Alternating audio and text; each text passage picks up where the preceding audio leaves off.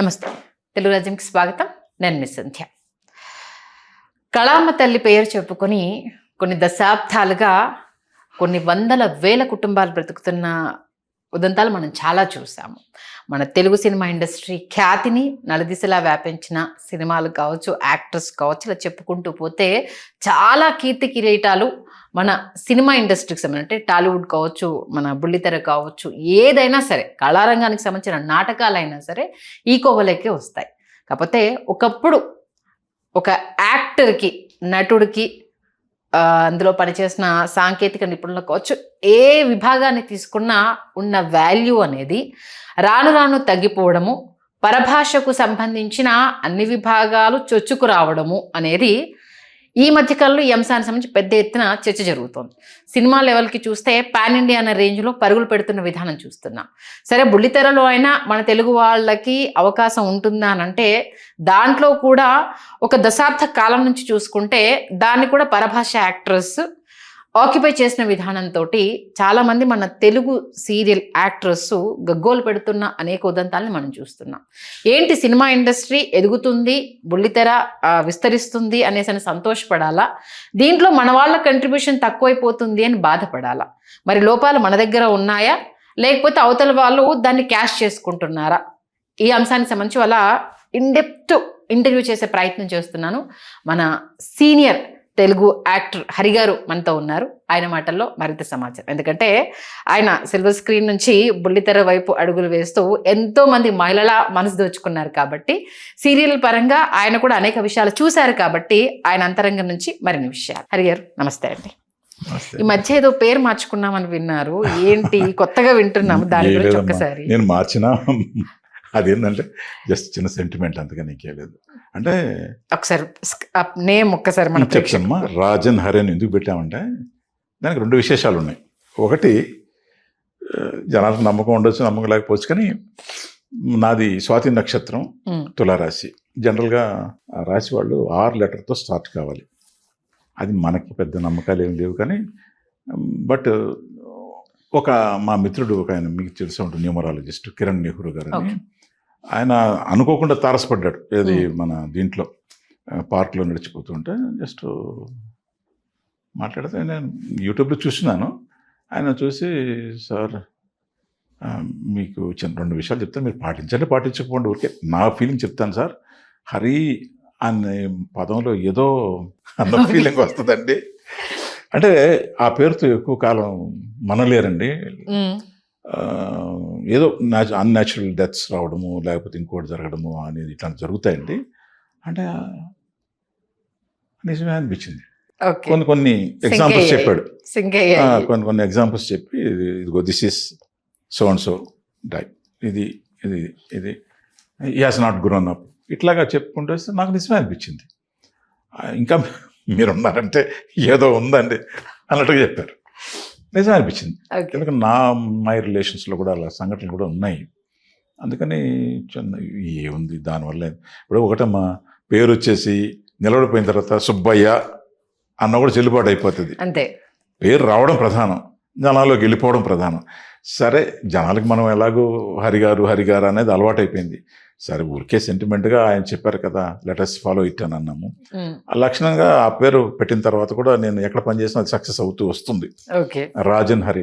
ఇంకో కారణం ఏంటంటే, నాకు డీరెస్ట్ ఫ్రెండ్ ఉండేవాడు, అతను మీకు కూడా తెలుసు, ఆయన గుంటూరు సుధాకర్ గారు అని, గ్రేట్ మిమిక్రీ ఆర్టిస్ట్. ఆయన సినిమాల్లో మీరు ఒక దశలో రామారావు గారు వచ్చిన తొలి రోజుల్లో, పాలిటిక్స్లోకి వచ్చిన తొలి రోజుల్లో ఆయన మీద కొంచెం సెటారికల్ మూవీస్ తీయడం జరిగింది. దాంట్లో ఫస్ట్ ఫిల్మ్ విజయన్మల గారు తీశారు, సాహసమే నా ఊపిరి అని, కృష్ణ గారు. దాంట్లో మా ఫ్రెండ్ సుధాకర్ గారు రామారావు వేషం వేశారు. యాజ్ ఇట్ ఈజ్ రామారావు లాగా ఉంటాడు. ఆయనలో 2 కళలు మిక్స్ అయి ఉంటాయి. ఒకటి ఏంటంటే వాయిస్, గళము మీరు ఇక్కడ కూర్చొని మాట్లాడుతుంటే అక్కడ విన్నారనుకోండి, నిజంగా రామారావు గారు వచ్చారు అన్నట్టుంటుంది అనమాట. అంటే మీ 2 నిమిషాలు మాట్లాడితే మీ వాయిస్ ఇమిటేట్ చేయగలడు, అంత ఫేమస్ మిమిక్రీ ఆర్టిస్ట్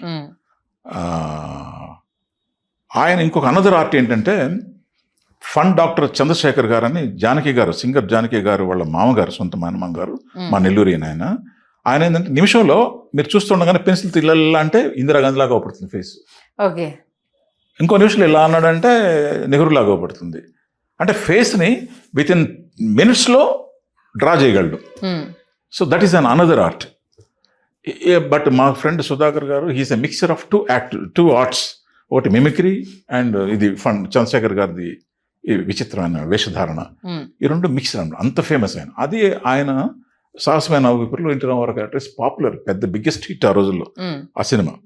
ఆయన నేను ఇక్కడ కనపడినా కానీ హే రాజన్ శృంగార వీరన్ అని ఆయన సిఎస్ఆర్ లాగా వాయిస్ మార్చి మాట్లాడేవాడు. ఆయన ఎప్పుడు కనబడినా నేను హే రాజన్ శృంగార వీరన్ అని పిలిచేవాడు.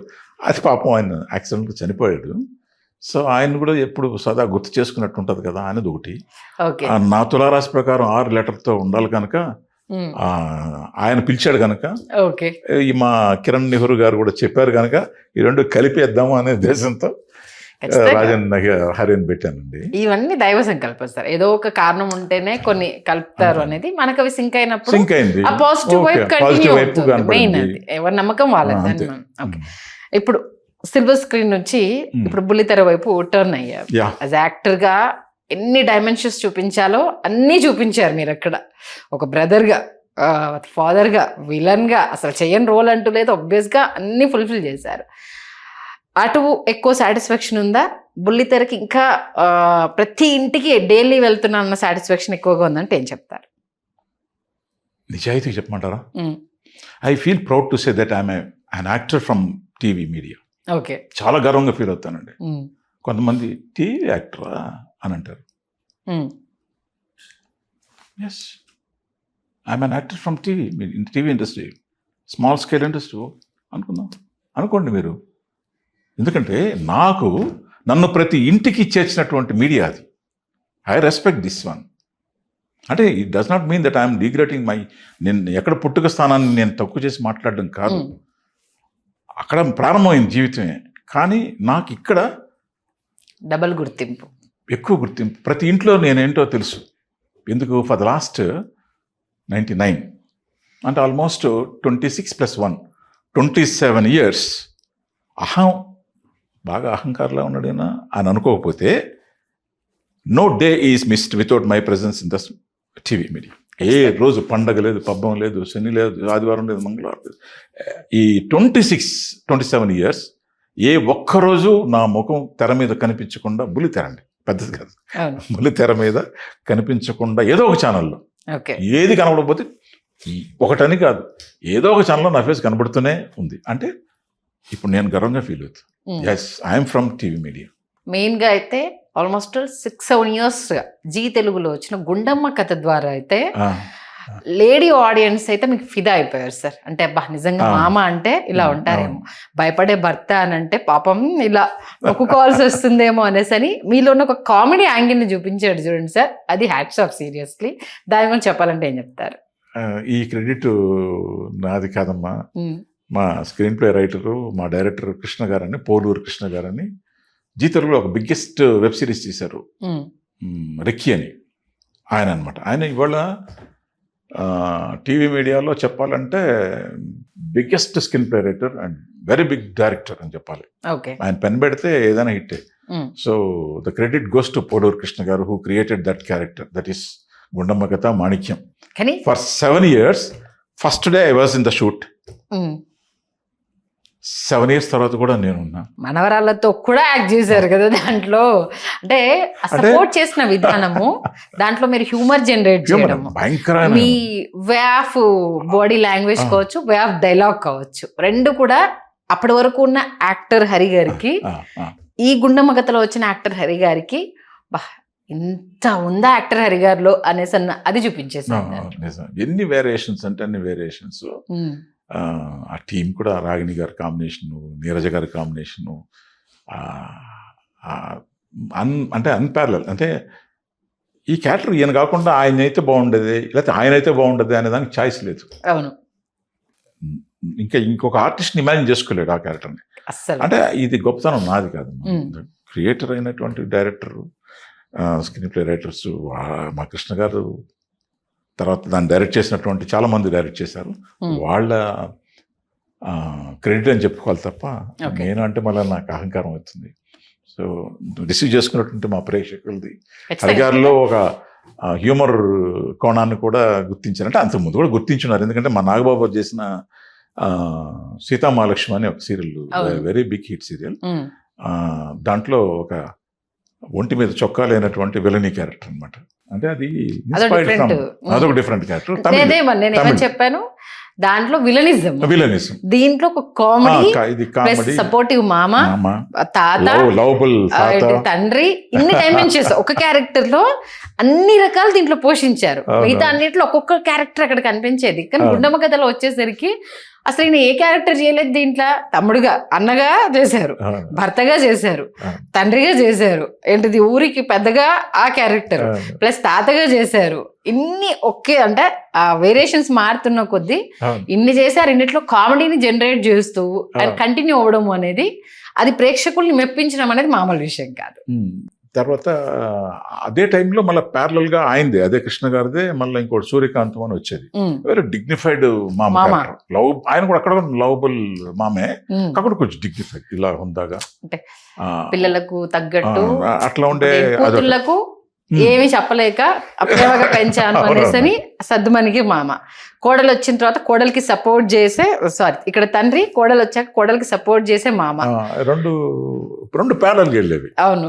అది నిజంగా I'm really grateful to the Zee Telugu management, మా స్టాఫ్ అందరికీ కూడా కృతజ్ఞులై చెప్పాలి. ఎందుకంటే నన్ను ఒక బ్రాండింగ్ లాగా అయిపోయానమ్మా నేను జీకి. సీరియస్ అంటే అంతలా మీరు యాక్ట్ చేశారు సార్, సీరియస్. వాళ్ళు నన్ను అలాగే రిసీవ్ చేసుకున్నారు. I'm really thankful to all the people connected to Zee Telugu. As a senior యాక్టర్గా అసలు ఈ పరభాష యాక్టర్స్ అనేది ఒకప్పుడు ఓన్లీ హీరోయిన్స్ విషయంలో ఉండేది అనేది ఎక్కువగా విన్నది. మన తెలుగు వాళ్ళు ఇలా ఎక్స్పోజ్ చేయడానికి ఇంట్రెస్ట్ చూపించకపోయేవాళ్ళు, పేరెంట్స్ కూడా ఎంకరేజ్ చేయకపోయేవాళ్ళు. కాబట్టి హిందీ నుంచి అక్కడ ఇక్కడ హీరోయిన్స్ని ఎక్స్పోర్ట్ చేసుకున్నారు అనేసి యాక్సెప్ట్ చేశారు. అసలు మిగతా క్యారెక్టర్స్కి ఈ పరభాష నటుల్ని ఎప్పుడు ఎక్స్పోర్ట్ చేయడం అనేది స్టార్ట్ అయింది మన ఇండస్ట్రీలో? అసలు ఫస్ట్ మీకు తెలుసులేదు, ఫర్ ద లాస్ట్ 15 years ఈ టీవీ ఇండస్ట్రీకి, మన గ్రూప్కి నేను వైస్ ప్రెసిడెంట్గా పనిచేస్తున్నాను. సో మాకు బాధ్యత ఉంది యాక్చువల్గా చెప్పాలంటే. చేసుకుంటూ వచ్చాం చాలా వరకు. ఒకసారి ఒక దశలో అయితే తెలుగు సీరియల్స్ అనేవి ప్రొడ్యూస్ చేయడం అనేది తగ్గిపోయింది టోటల్గా. ఇతర లాంగ్వేజెస్లో హిట్ అయినటువంటి సీరియల్స్ని డబ్ చేసేసి వేసేస్తూ వచ్చారు. అప్పుడు టోటల్గా జీరో అయిపోయింది. హవా నడిచిపోయింది కదా డబ్బింగ్ సీరియల్స్ అన్నింటి, అసలు మొత్తం జీరో అయిపోయింది. ఇక్కడ ఉన్న ఆర్టిస్టులకి అసలు వర్క్ జీరో అయిపోయింది. మొత్తం డబ్బింగ్ సీరియల్స్. ఇది వాస్తవం కూడా మంచి సీరియల్సే వచ్చాయి. తమిళ్లో పెద్ద హిట్ సీరియల్స్, ఇతర లాంగ్వేజ్లో కూడా పెద్ద హిట్ సీరియల్స్ వచ్చినటువంటి అన్నీ కూడా తర్జమా అయిపోతున్నాయి. జనాలు కూడా, జనాలకి ఏంటంటే మనం ఏం అలవాటు చేస్తే దానికి అలవాటు పడిపోతారు.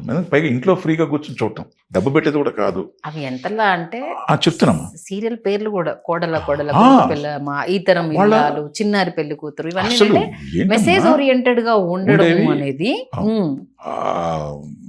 మంచి క్వాలిటీ సీరియల్స్, మెటల్ సవర్డ్ అని కానీ చాలా అద్భుతమైన serials. We cannot deny it. మన వాస్తవాన్ని మనం ఒప్పుకోకుండా ఉండలేం కదా. మంచి సీరియల్స్ వచ్చాయి. అండ్ సైమల్టేనియస్లీ కొన్ని మోరల్స్కి స్టిక్ అనేటువంటి ఛానల్ కూడా ఉంది. ఆ రోజుల్లో సుమన్ గారు ఈటీవీ అనేటటువంటి కొన్ని మోరల్స్కి కట్టుబడినటువంటి ఛానల్ ఒకటి ఉందండి. మనం వాస్తవాలని తృణీకరించలేం.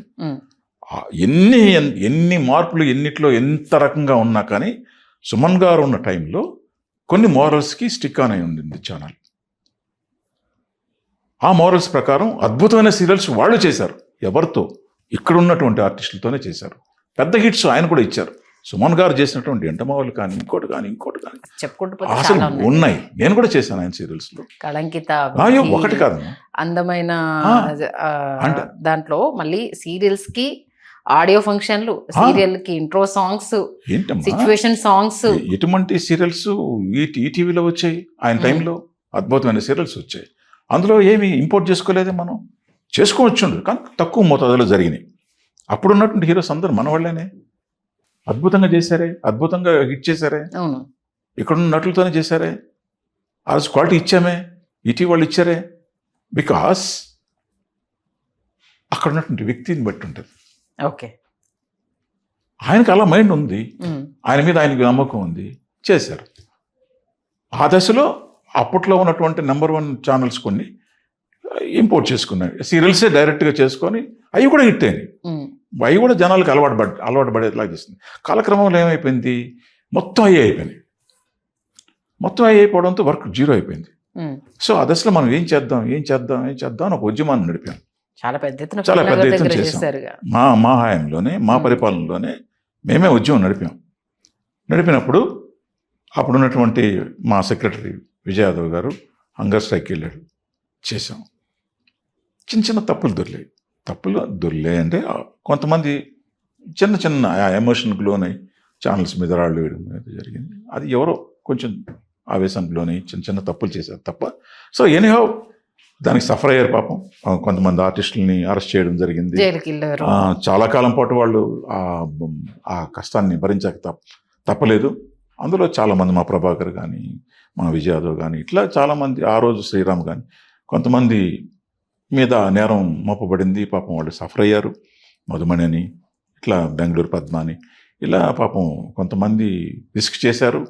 మేమైతే అక్కడే ఉన్నాం కనుక మేము ఆ రోజు ఈ లీగల్గా పోకుండా తప్పించుకుంటే మేము ఎమోషన్కి లోన్ కలేదు, మేము పద్ధతి ప్రకారం చేయాలి. పిల్లలు కదా కొంతమంది అప్పుడు వేరే విధంగా ఉన్న దానివల్ల చిన్న మిస్టేక్స్ జరిగాయి. బట్ హౌ వీ ఫాట్, మేము how best we can do అనే దాని మీద చేయడం జరిగింది.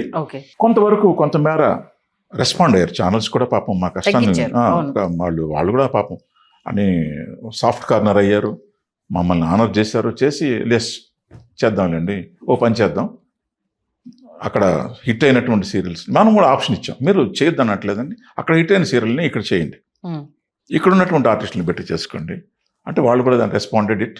మళ్ళీ తగ్గిపోయినాయి, జీరోకి వచ్చేసాయి. మళ్ళీ ఇక్కడ వర్క్ మొదలైంది, స్టార్ట్ అయింది, మళ్ళీ నడుస్తూ వచ్చింది. అయితే ఇక్కడ ప్రధానంగా చెప్పదలుచుకుంది ఏంటంటే, ఏదైనా కూడా మనలో ఐకమత్యం అనేది ఇంపార్టెంట్ అమ్మా. ఓకే, ఇది మిస్ అయ్యాం మనం మన తెలుగు బుల్లితెర ఆర్టిస్టుల విషయంలో. నిజాన్ని నిర్భయంగా మొహమాటం లేకుండా ఒప్పుకోవాల్సింది ఏంటంటే, మనలో ఐకమత్యం లేదు. ఐకమత్యం లేదంటే మీరు తేవాలి కదండి, మీరు యూనియన్ లీడర్స్ కదండి అంటే, ఎస్ అంటే మీ ఇంటికి వచ్చి ఇప్పుడు గుర్రాన్ని ఏమంటారు చూసారా, అంటే ఐకమత్యం లేదు అంటే ఏ విషయంలో ఐకమత్యం లేదు. ఇప్పుడు మనం చెప్పాం, ఇది ఇలా చేద్దాం అనుకున్నాం, ఈ ఉద్యమం ఇలా నడుపుదాం అనుకున్నాం అన్నప్పుడు మీరు రావాలికా, మీకోసమే కదా చేస్తున్నప్పుడు. ఇప్పుడు 800 మంది మనం మెంబర్స్ ఉన్నాము ఆర్టిస్టులుగా, అదేవిధంగా టెక్నీషియన్స్ ఉన్నారు, అందరూ ఐకమత్యం. ఎప్పుడు ఈ చేతికి ఎప్పుడు పవర్ వస్తుంది, అన్ని వేళ్ళు కలిస్తేనే ఇలా అంటే పవర్ వస్తుంది. కానీ నా దారి నాది, నీ దారి నీది అనుకుంటే ఎలా వస్తుంది కదా. మరి అది ఆ రోజు ప్రూవ్ అయింది కదా. ఆ ఉద్యమంలో చాలా వరకు మనం చెప్పకపోయినా తెలుస్తూనే ఉంది కదా వాళ్ళకి, వీళ్ళలో ఐకమత్యం లేదురా అనేది. అప్పటికి మన సొంత డబ్బులు అంటే మన మీద ఉన్న ప్రేమ కొద్దీ వాళ్ళు వీళ్ళు సహకారం తీసుకొని ఫ్రీ ఫుడ్ పెట్టి, మీరు వచ్చి కూర్చోండి చాలు, మీ సుహృద్భావాన్ని తెలపండి, మీ యాంగర్ని తెలపండి in a soft way. You come and sit here and have lunch, have dinner here, we provide everything. మీరు వచ్చి కూర్చోవడం మీ పని, show your solidarity to this moment అని మనం చేస్తే 10 మంది వచ్చి 15 మంది ఇలా వస్తుంటే తెలిసిపోవట్లే వాళ్ళకి, వీళ్ళల్లోనే వీళ్ళకి లేదురా అని. అంటే ఎక్కడ లోపల పెడితే ఆడ కూర్చుంటే ఎవడన్నా తీసేస్తాడేమో, ఛానల్ చెప్పేస్తారేమో, ఛానల్లో మన మీద బ్లాక్ మార్క్ వేస్తుందేమో అన్న భయాలు కొద్ది. ఇప్పుడు మనం ఏం అన్యాయం చేయట్లా, వాళ్ళ మేము బూతులు తిట్టట్లా, లేకపోతే వాళ్ళ మీద ఇది చేయట్లా, ఏం చేయట్లా, మన కష్టాన్ని చెప్పుకుంటున్నాం. మీరు తెలియచేయండి, అమ్మా మేము ఇలా బాధపడుతున్నాం అమ్మా, మాకు పని ఇవ్వండి అమ్మా అని మీరు చెప్పడం కోసం కూడా రండి అయ్యానంటే, మీరు ఇళ్లలో కూర్చుంటాం, మిమ్మల్ని గెలిపించుకున్నాం కదా, మీ 10 మంది పోరాడండి, మీ 10 మంది ఆకలితో చావండి అక్కడ అని కూర్చుంటే ఎలా అవుతుందమ్మా? అవ్వదు కదా. మీరు రండి, మిమ్మల్ని ఏమి గొడవలకు వెళ్ళమని చెప్పట్లా. You come and sit there. ఎవడో ఒకడు పని కట్టుకుని అక్కడ ఆకలి మంటలతో చస్తున్నాడు కదా, ఆడికి మీ సానుభూతి తెలపండి. ఇదిగో మా సెక్రటరీ గారు ఇలా ఆకలి మంటలతో చస్తున్నాడు మా కోసం అని మీరు చిన్న సాలిడారిటీ చూపించండి అని మనం కొట్టుకొని కూడబెడితే, అక్కడేమో ఆకలి మంటతో చస్తున్నాడు, మీరేమో ఇళ్లలో కూర్చొని చక్కగా భోజనాలు చేస్తూ కూర్చుంటే how can we succeed in this moment? Okay sir, అంటే సార్ ఇదొక యాంగిల్. అది అర్థమైపోయింది వాళ్ళకి, అంటే ఇళ్లలో ఐకమత్యం లేదు, ఏం చేయలేరులే అనేది ఒకటి క్లియర్ అయిపోయింది. ఒక చిన్న ఎగ్జాంపుల్ చెప్తాను. కొంతమంది ఆర్టిస్టులు ఫీమేల్ యాక్టర్స్ వచ్చి నా దగ్గరకు వచ్చి చెప్పారు, ఏమండి మేము పలానా సీరియల్లో చేస్తున్నామండి, ఆ సీరియల్లో ఉన్న హీరోయిన్ కర్ణాటక నుంచి వచ్చిందో లేదా చెన్నై నుంచి వచ్చిందో ఆవిడండి. ఏమి రుబాబు అండి బాబు, ఆడున్నది ఒకటే ఒక రూము, ఒక టాయిలెట్ అండి. గబక్కన మాకు అర్జెన్సీ అయితే మేము she's not allowing us to go into the toilet. అంత టఫ్గా బిహేవ్ చేస్తుందండి. She's not cooperating us, she's not giving any help to us. And అక్కడ చూస్తే ఏమో డైరెక్టర్లు ప్రొడ్యూసర్లు తందానాడుతా కూర్చున్నారండి. ఆవిడ ఏం చెప్తే అది ఏం చేయాలండి అన్న, చావండి అన్న, పోయి చావండి అన్న. అంత మాట అన్నారు. మరి అంతే కదండి, మీకు లేదా దమ్ము? ఆవిడ ఒక్కడ పనిచేస్తుంది, మీరు మిగతా వాళ్ళు ఎంతమంది ఉన్నారు అక్కడ? మిగతా తెలుగు వాళ్ళు ఎంతమంది ఉన్నారు అక్కడ? చచ్చున్నారు కదా అక్కడ. ఓకే, వై మీరు గొడవ దిగమని చెప్పట్లా, షో యువర్ చెప్పండి సార్, ఏంటి సార్ ఇది చెప్పండి. అది కూడా చెప్పలేరా? మీ నిరసన అది ఒక సావధానంలో చెప్పలేరా? మీరు మేము గొడవ పడమని చెప్పట్లా. ఇప్పుడు వాళ్ళకి సమస్యలు కొన్ని ఉన్నాయమ్మా. ప్రొడ్యూసర్ యాంగిల్లో ప్రొడ్యూసర్కి కొన్ని కష్టాలు ఉన్నాయి, అంటే అసలు ఏదో ఉన్నాయి ఇక్కడ లోపం అని ఇప్పుడు ఉన్నాయి. సరే, మన దగ్గర నేను అది చెప్పాను, మీరు చెప్పండి సార్, ఏంటి సార్ ఇది ఇలా బిహేవ్ చేస్తే ఎలా సార్? మేము అభ్యంతరం చెప్పట్లా, మీకున్న ప్రాబ్లమ్స్తో మీరు తీసుకొచ్చి పెట్టారు. At least ask her to show some solidarity to us. మా పట్ల చిన్న సానుభూతి చూపించమని. టాయిలెట్ ఒకటి ఉంది, యూజ్ చేసుకోకూడదా మేము? ఆవిడ రూమ్ అంటే ఆవిడ పర్సనలేనా అది? దాంట్లోకి మేమన్నా అంటరాని వాళ్ళమా? మీరు చెప్పలేరా? చెప్తే మమ్మల్ని ఇక్కడ తీసేస్తారు అని భయాలు. ఇలా ఎవరికోళ్ళు స్వార్థంగా ఆలోచిస్తే ఎలా అవుతుందమ్మా? నేను చెప్పి గొడవ దిగమని చెప్పట్లా, జస్ట్ చెప్పండి, అడగండి. సార్ ఇలా అయితే రాలేను సార్, చేయలేను సార్ చెప్పండి. అంటే ఇక్కడ మెయిన్ ప్రాబ్లం ఏంటంటే, నిజంగానే మన దగ్గర క్వాలిటీ యాక్టర్స్ లేరు, లేకపోతే యంగర్ జనరేషన్ చాలా మంది అవకాశాల కోసం రోజుల పడి తిరుగుతున్నారు. అయినా సరే హీరోయిన్లను ఎక్స్పోర్ట్ చేస్తున్నారంటే ఓకే సార్. హీరో కూడా కన్నడ నుంచి వెళ్ళి రావడము, వాళ్ళకు మదర్ ఫాదర్ క్యారెక్టర్లు చేసే వాళ్ళు కూడా కన్నడ వాళ్ళే రావడము, వాళ్ళకు తెలుగు నేర్పించి వాళ్ళ దగ్గర నుంచి వెళ్ళి అవుట్పుట్స్ తీసుకోవడం అని అంటే ఎంతవరకు కరెక్ట్? ఈ మధ్యకాలంలో నాకు క్వశ్చన్, ఈ మధ్యకాలంలో చాలా మంది యాక్టర్స్ది, సీరియల్ యాక్టర్స్ది ఇంటర్వ్యూస్ చూశాను. మేము నచ్చట్లేదండి, ఏం చేయమంటారు? మాకంటే వాళ్ళంతా ఫిల్ అయిపోయిన తర్వాత ఎక్కడో మిగిలిపోయిన క్యారెక్టర్స్ మాత్రమే మా దగ్గరకు వస్తున్నాయి, మాకు పూట గడవాలి కాబట్టి కొన్ని ఇంకా తప్పక మేము వెళ్తున్నాము అనేసి అని చెప్పడము. చాలా మంది సీనియర్ యాక్టర్స్తో సహా కొన్ని వందల సీరియల్స్ చేసాం మేము, ఇలాంటి దుస్థితి మేము చూడలేదు అనేసి అని బాధపడుతున్నారు. ఓపెన్గా మాట్లాడుకుంటే లోపం మన వాళ్ళ దగ్గర ఉందా, లేకపోతే నిజంగానే అవుట్పుట్ కావచ్చు, లేకపోతే డైరెక్టర్స్కి తగ్గట్టుగా వీళ్ళు మౌల్డ్ అవ్వలేకపోతున్నారా అంటే ఏం చెప్తారు? మౌల్డ్ అవ్వకపోవడం అంటున్నా ఎందుకు కారమ్మా? అరే భాష రానోళ్ళు వచ్చి చేస్తున్నప్పుడు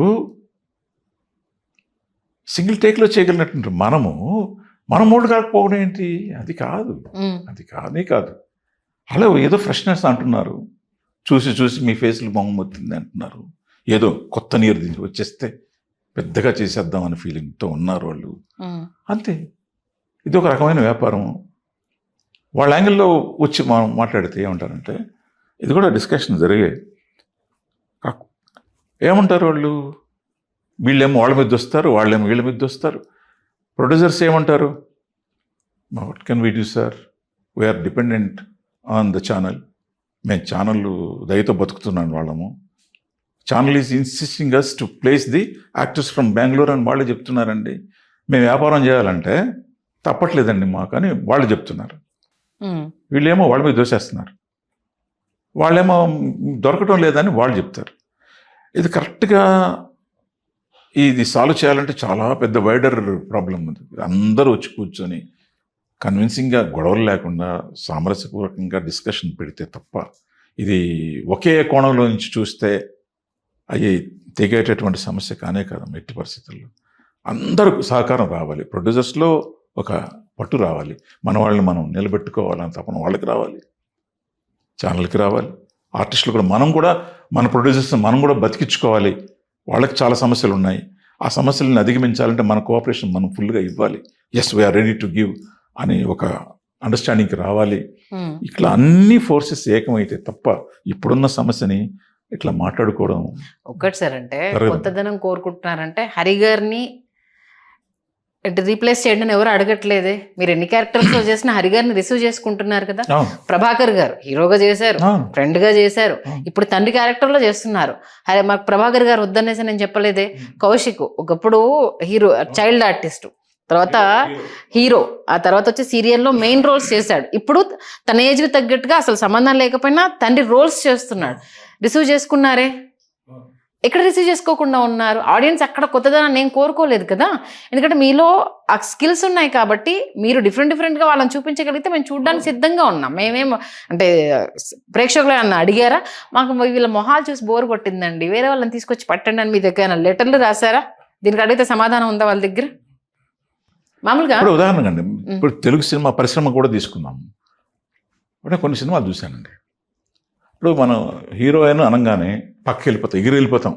బెంగళూరుకి వెళ్తాము, లేదా చెన్నైకి వెళ్తాము, లేదా బాంబేకి వెళ్తాము. ఏమంటే నేను చూశానండి ఒక పెద్ద స్టార్ అండి ఒక సినిమాలో. మీరు నమ్ముతారా? 3 పదాల డైలాగ్ అండి.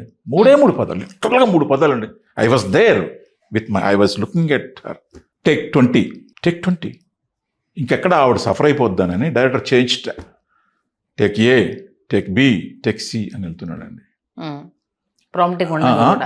ఇదే డైరెక్టరు మన తెలుగు ఆర్టిస్టు ఒకవేళ పొరపాటుగా 2వ టేకో 3వ టేక్ చేశాను, ఎవరు తీసుకొచ్చారా అని అంటారండి. I have seen in my 40 years of career కొంతమంది ఆవిడ ఇంగ్లీష్లో దబాయించి మాట్లాడంగానే వీడికి రాదు. ఎస్ అంటే ఇంకా ఆవిడ 20 టేకులు కాదు 40 టేకులు తీసుకున్నా షీజ్ ఎ గ్రేట్ యాక్టర్. మనలో మనకి శత్రువులు. ఇంకొక ఆయన ఉన్నాడు, నాకు తెలుసు అండి, చూశాను కూడా.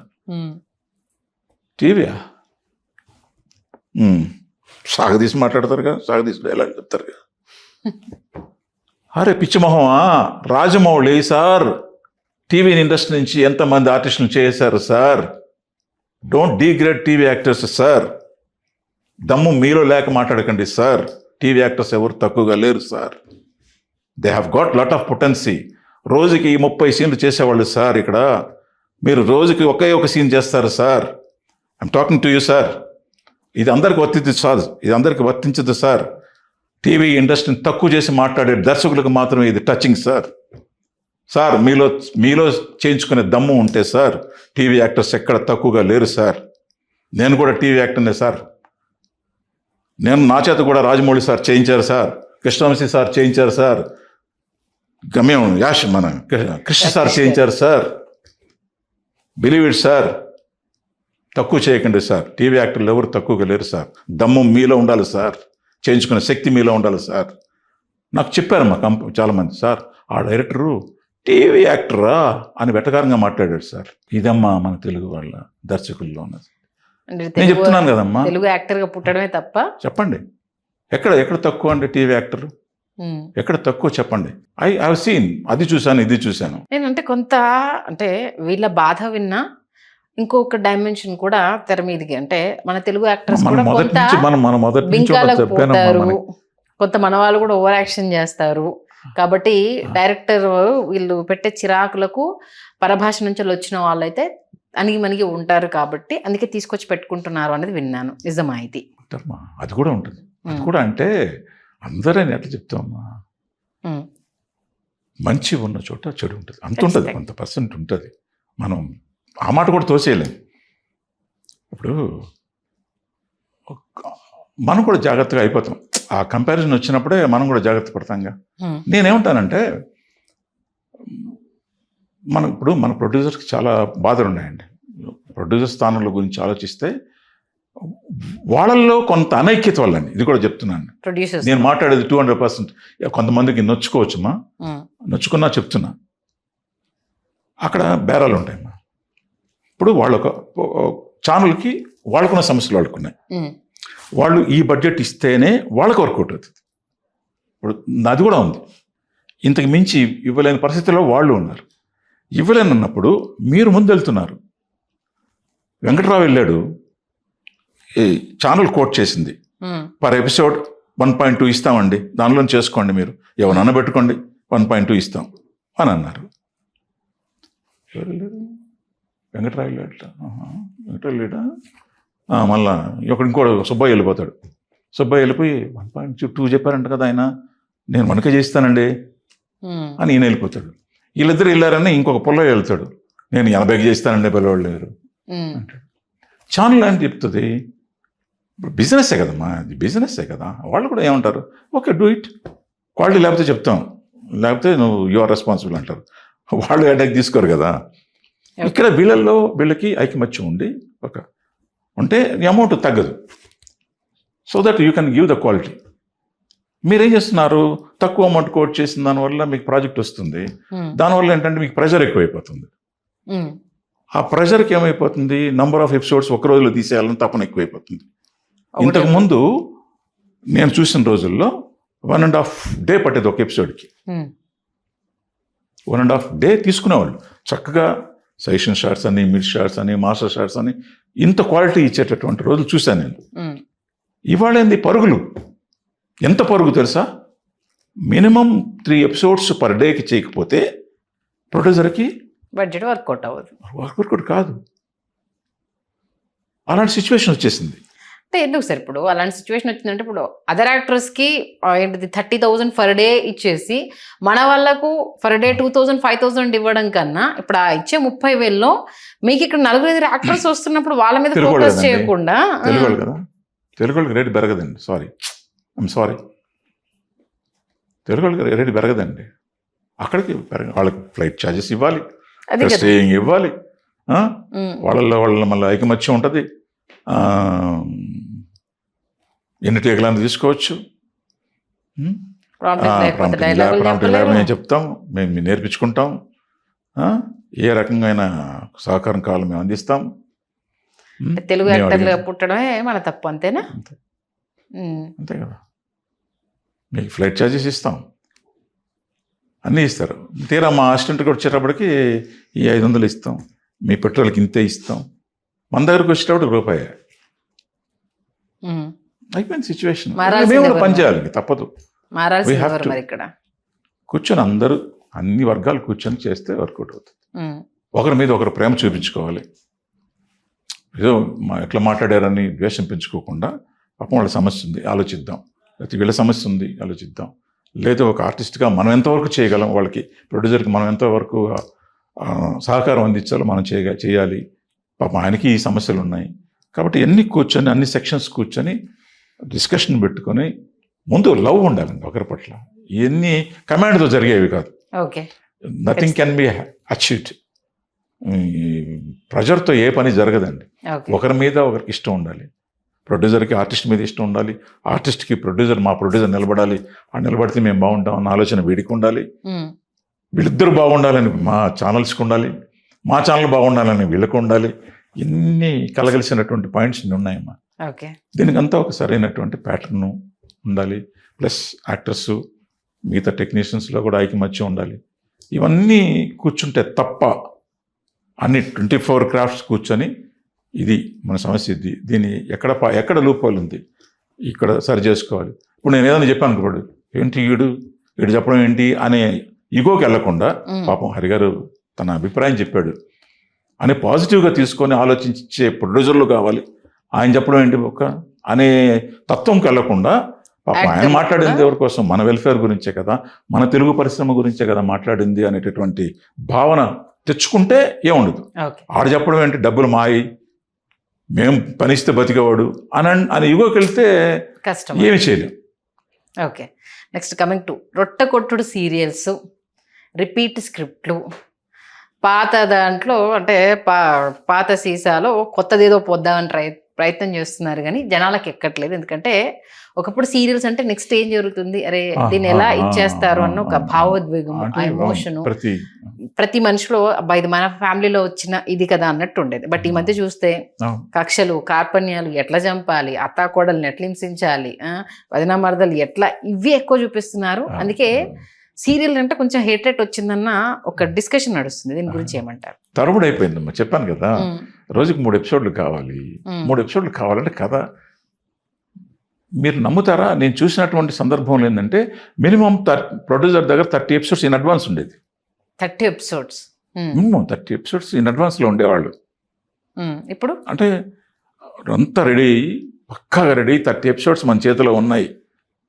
ఇవి టెలికాస్ట్కి వెళ్ళిన తర్వాత మనం మళ్ళీ ఫ్రెష్గా తయారు చేసుకుంటాం అనే రోజులు చూశాను నేను. ఇప్పుడు అలా కాదు. మూడో రోజు టెలికాస్ట్కి ఈ రోజు కథ తయారవుతుంది. ఓకే. అంటే బికాస్ ఆఫ్ ది కాంపిటీషన్. అంటే ఒక దశలో చెన్నై నుంచి చూశాను. చెన్నై నుంచి కొన్ని సీరియల్స్ వచ్చాయి, తెలుగు సీరియల్స్ మనవాళ్లే తీసింది అక్కడ.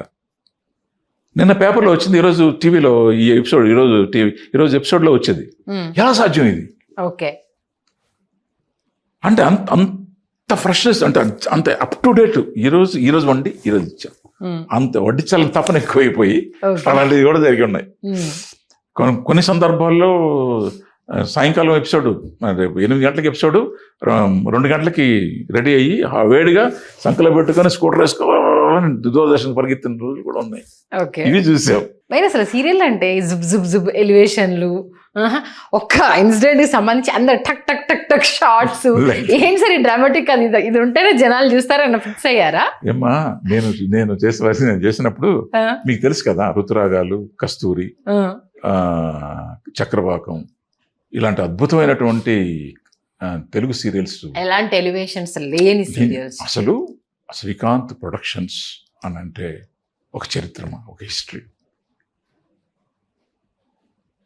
ఒక సీన్ అయితే, believe it or not, Kasturi అనే సీరియల్లో 1.5 డే మేడం 1.5 డే ఒక సీన్ చేసిందమ్మా. Can you believe it? 1.5 day. అవి ఒక రోజులు. అంటే ఆ రోజుల్లో బడ్జెట్ అలా వర్కౌట్ అయింది వాళ్ళకి.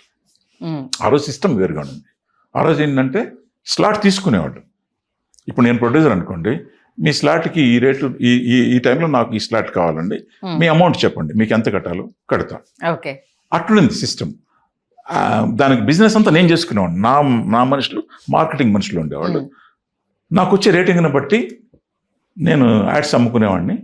ఆ ప్రాఫిట్ అంత గొప్పగా ఉండింది. ఒక చరిత్ర, అవి ఒక రోజులు. ఆ తర్వాత ఎప్పుడైతే వేరే విధంగా వెళ్ళిందో, మార్పులు అంతే, కాలానుగుణంగా అనేక రకాలైన మార్పులు వచ్చేసాయి. ఆ మార్పులకి అనుగుణంగా వెళ్ళడం వల్ల ఇవన్నీ జరిగాయి. ఓకే. అంటే ఏంటి మెయిన్గా ఎవరు తగ్గాలి, ఎవరు తగ్గితే ఈ సమస్యకు పరిష్కారం దొరుకుతుందంటే ఏం చెప్తారు? ఎట్లా చెప్తామమ్మా ఇది? ఖచ్చితంగా మీలాంటి సీనియర్స్ ఏదో ఒక సజెషన్ ఇవ్వాలి కదా. సజెషన్ ఇవ్వడం సులభమే, ప్రాక్టికాలిటీ వాళ్ళు ఇన్ని సమస్యలు చెప్తారు. ప్రాక్టికల్గా వచ్చేటప్పటికి producer from the angle of producers angle నుంచి మాట్లాడేటప్పటికి, నువ్వు రావయ్యా ఇక్కడ కూర్చో, ఆడ కూర్చొని అమ్మాయితో చాట్ చేయడం కాదు, ఇక్కడ రా, డబ్బులు ఎత్తుకొని రా, సీరియల్ చేయి, తెలుస్తుంది నీకు అని. ఇప్పుడు ఒక ఓబీలో ఒక మా బ్రదర్స్ మైండ్లో ఒకటి వస్తుంది, ఆడ కూర్చొని అమ్మాయితో మాట్లాడడం కాదు, యాంకర్తో ఇక్కడికి వచ్చి చెయ్యి, డబ్బు ఎత్తుకొని వచ్చి, తెలుస్తుంది నీ బాధలు ఏంటో. ఇది కూడా ఫ్యాక్ట్, ఇట్స్ ఆల్సో ఫ్యాక్ట్. అంటే చెప్పాను కదా, ఇక్కడ ఒక సమస్యని పరిష్కరించుకోవాలంటే ఎవరు ఈగోకి వెళ్ళకూడదు. మెయిన్ పాయింట్, ఛానల్ వెళ్ళకూడదు, ప్రొడ్యూసర్స్ వెళ్ళకూడదు, ఆర్టిస్టులు వెళ్ళకూడదు. అందరూ కూర్చొని వీళ్ళు నా మనుషులు, వీళ్ళకి ఏమైనా చేయాలి, వీళ్ళు నా ఆర్టిస్టులు, వీళ్ళకి ఏమైనా చేయాలి, వీళ్ళు నా ప్రొడ్యూసర్స్, వీళ్ళు నష్టపోకూడదు, మనం ఏమైనా చేయాలి, సమిష్టి కృషి. ఇలా కూర్చొని అందరూ కూర్చొని తెలివైనటువంటి వాళ్ళ మేధావులను పెట్టుకొని, అనుభవజ్ఞులను పెట్టుకొని ఈ సమస్యను ఎలా పరిష్కరించుకోవాలి అని కూర్చొని డిస్కస్ చేసుకుంటే, చెప్పాను కదా, ఈ జీవో అని తీసి బయట గేట్ అవతల పడేసి తీసేసుకొని, నేను డబ్బు పెడుతున్నాను కదా అనే ఈగో వాళ్ళకి వెళ్ళకూడదు. నేను పని చేస్తే కదా, నీ డబ్బు ఇంట్లో పెట్టుకో, నేను యాక్ట్ చేస్తాను కదా, చూస్తున్నారు, నువ్వు ఇంట్లో తీసుకొచ్చి అని ఈ ఆర్టిస్టులు అనుకోకూడదు కదా.